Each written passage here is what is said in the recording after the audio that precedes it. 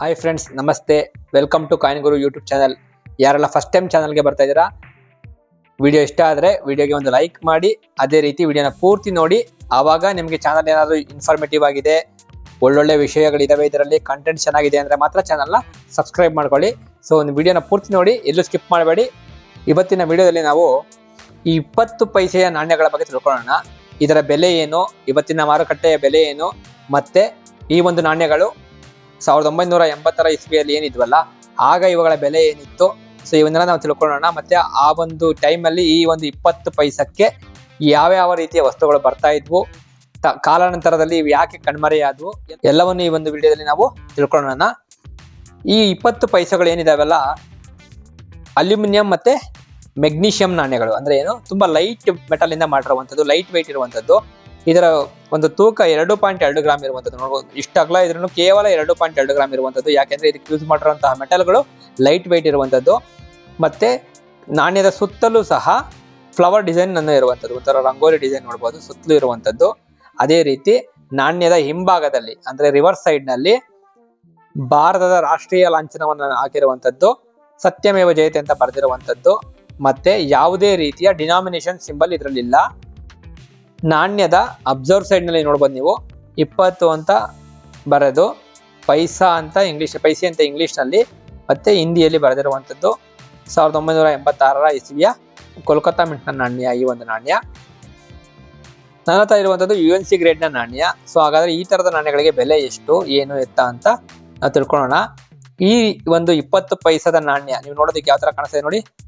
Science students ಯಾರಾದ್ರೂ ಇದ್ರೆ ಗೊತ್ತಿರುತ್ತೆ, ಇದು ಬೆಂಜಿನ್ ರಿಂಗ್ ಅಂತಾರೆ. ಅಂದ್ರೆ ಏನು, 6 ಕಾರ್ನರ್ಸ್ ಅನ್ನ ಹೊಂದಿರುವಂತದ್ದು. 1 2 3 4 5 6 ಬೆಂಜಿನ್ ರಿಂಗ್ ಶೇಪ್ ಅನ್ನ ಹೊಂದಿರುವಂತದ್ದು ಸೈನ್ಸ್ ಸ್ಟೂಡೆಂಟ್ ಗಳಿಗೆ ಗೊತ್ತಿರುತ್ತೆ, ಎಸ್ಪೆಷಲಿ ಕೆಮಿಸ್ಟ್ರಿ ಸ್ಟೂಡೆಂಟ್ ಗೆ. ಯಾರಾದ್ರೂ ಕೆಮಿಸ್ಟ್ರಿ ಸ್ಟೂಡೆಂಟ್ಸ್ ಇದ್ರೆ ಅಥವಾ ಸೈನ್ಸ್ ಅಲ್ಲಿ ಇದನ್ನು ಓದಿದ್ರೆ ಬೆಂಜಿನ್ ರಿಂಗ್ ನ ಈ ಒಂದು ಶೇಪ್ ಅನ್ನ ಕಮೆಂಟ್ ಮಾಡಿ.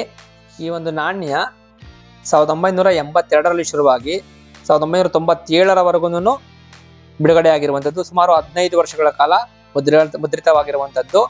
ಅದಾದ ಮಧ್ಯದಲ್ಲಿ ಕೆಲವೊಂದು ವರ್ಷಗಳು ಮಿಸ್ ಆಗಿದೆ.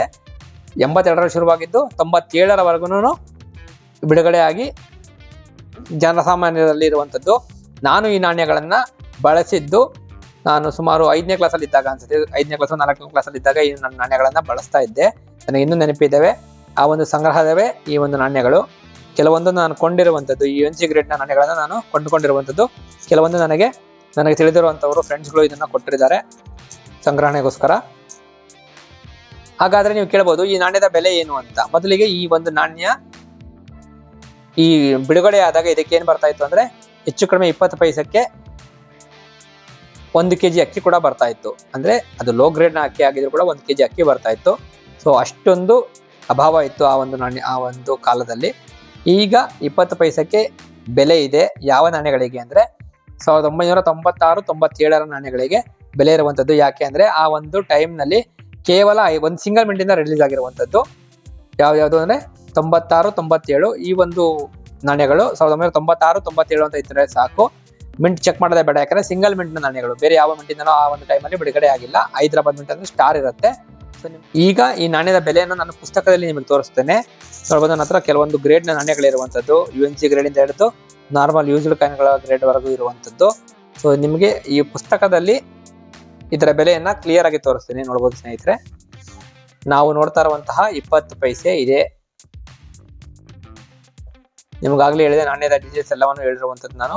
ಆಸಕ್ತರು ಓದ್ಕೊಬಹುದು. ಇದನ್ನ ಹೆಕ್ಸಾಗೋನಲ್ ಶೇಪ್ ಅಂತಾರೆ ಅಥವಾ ಬೆಂಜಿನ್ ರಿಂಗ್ ಶೇಪ್ ಅಂತ ಕರೀತಾರೆ. ಬೆಂಜಿನ್ ರಿಂಗ್ ಆಗೇ ಇರುತ್ತೆ, ಕೆಮಿಸ್ಟ್ರಿ ಸ್ಟೂಡೆಂಟ್ ಗೊತ್ತಿರುತ್ತೆ ನೋಡಿ. 1982ರಲ್ಲಿ ವಿತೌಟ್ ಮಿಂಟ್ ಮಾರ್ಕ್ ಶುರುವಾಯಿತು. ಅದು ಬಾಂಬೆದೇನೆ, ಆದ್ರೆ ಅದು ಕಾಮನ್ ಕಾಯಿನ್. ಬಾಂಬೆ ಮಿಂಟ್ ನಿಮ್ಗೆ ನೀವು ಕೇಳಬಹುದು ಡೈಮಂಡ್ ಶೇಪ್ ಇರಬೇಕು ಅಂತ. ಅದು ಡೈಮಂಡ್ ಮಿಂಟ್ ಮಾರ್ಕ್ ಇತ್ತು ಅಂದ್ರೆ ಬಾಂಬೆ ಮಿಂಟ್ದು ಅಂತ. ಉಳಿದಂತೆ ಇವೆಲ್ಲವೂ ಕಾಮನ್ ಕ್ಯಾಟಗರಿಯ ನಾಣ್ಯಗಳು. ನೀವು ನೋಡ್ತಾ ಇರ್ಬೋದು ಯಾವ್ಯಾವ ಇಯರ್ಗೆ ಇಂಪಾರ್ಟೆಂಟ್ ಅಂತ. ಅದೇ 1991ರ ಹೈದರಾಬಾದ್, 92, 94, 96, 97 ನೋಡ್ತಾ ಇರ ಸ್ಕೇರ್. ಮತ್ತೆ ಲಾಸ್ಟ್ 2 ಇಯರ್ ರೇರ್ ಕ್ಯಾಟಗರಿಯಲ್ಲಿ ಇರುವಂತದ್ದು. 20 ಪೈಸೆ ನಾಣ್ಯಕ್ಕೆ ಸುಮಾರು 400-500 ರೂಪಾಯಿಗಳಷ್ಟು ಬೆಲೆ ಇರುವಂತದ್ದು. ನೀವು ಯಾರಾದ್ರೂ ಈ ನಾಣ್ಯಗಳನ್ನ ಬಳಸಿದ್ರಿ ಅಥವಾ ನಿಮ್ಮ ಮನೆಯಲ್ಲಿ ಇತ್ತು ಅಂದ್ರೆ ಕಮೆಂಟ್ ಮಾಡಿ.